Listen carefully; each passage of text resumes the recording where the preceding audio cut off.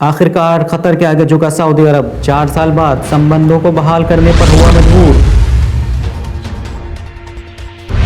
4 साल पहले कतर पर अपनी मनमानी शर्तें थोपने वाले आले सऊद ने आखिरकार कतर से अपने संबंधों को बहाल कर लिया है। कतर के विदेश मंत्री को आज सऊदी अरब के नए राजदूत ने अपना अपॉइंटमेंट लेटर सौंप दिया है। सऊदी अरब ने मिस्र, बहरैन और संयुक्त अरब अमीरात के साथ मिलकर कतर पर आतंकवाद समर्थक होने का आरोप लगाते हुए इस देश से अपने संबंध ख़त्म करते हुए अपनी तमाम सीमाओं को बंद कर दिया था। सऊदी अरब ने कतर को दबाव में लाने के लिए इस देश की पूरी तरह से नाकेबंदी करने के बाद संबंध बहाल करने के लिए 13 शर्तें रखी थीं, लेकिन कतर ने आले सऊद के सामने झुकने से इनकार कर दिया था। 4 साल बाद थक हार कर सऊदी अरब ने दोहा के साथ समझौता करते हुए इस देश के लिए मंसूर बिन खालिद बिन फरहान आले सऊदी को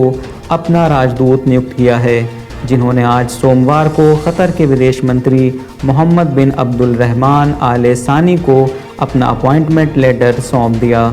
गौरतलब है कि साल 2017 में आतंकवाद का समर्थन करने का आरोप लगाते हुए सऊदी अरब, मिस्र, बहरैन और अमीरात ने कतर से अपने डिप्लोमेटिक संबंध ख़त्म करते हुए इस देश की पूर्ण नाकाबंदी करते हुए अपनी ज़मीनी, हवाई और जल सीमा को कतर के लिए बंद कर दिया था।